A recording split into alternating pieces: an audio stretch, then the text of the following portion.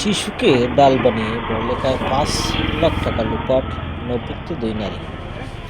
দিন দুপুরে দোকান, কাস্টমারও আছে, অথচ চোখের সামনেই উধাও হয়ে গেল ৫ লাখ টাকা। কে করলো, কিভাবে? বড়লেখার শাহবাজপুর বাজারের রাসেল বেড়ার স্টোরে গত ১০ মার্চ ঘটে যায় এই নিখুঁত চুরির নাটক। সিসিটিভির ফুটেজে ধরা পড়ে আসল চিত্র। বোরকায় ঢাকা ২ নারী মালামাল কেনার ছলে দোকানিকে কথায় ব্যস্ত রাখে। ঠিক তখনই তাদের সঙ্গে থাকা ৭ থেকে ৮ বছরের অবুঝ শিশুটিকে ক্যাশ বাক্সের দিকে এগিয়ে দেয়।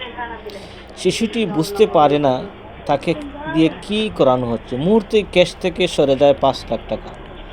ঘটনার পর থেকে পুলিশ ছায়া হয়ে পিছনে। অবশেষে গত ২৬ মে সিলেটের বিশ্বনাথের সন্ধানী ক্লিনিকের এলাকায় অভিযান চালিয়ে গ্রেপ্তার করা হয় মূল পরিকল্পনাকারী স্মৃতি বেগমকে। সঙ্গে উদ্ধার হয় সেই শিশুটিকে। পুলিশ বলছে, শিশুদের ব্যবহার করে এমন চুরির চক্রের নাকি সদস্যের খোঁজ চলছে। প্রশ্ন একটাই, নিরাপত্তা কোথায় যখন অবুঝ শিশু হয়ে ওঠে অপরাধের হাতিয়ার?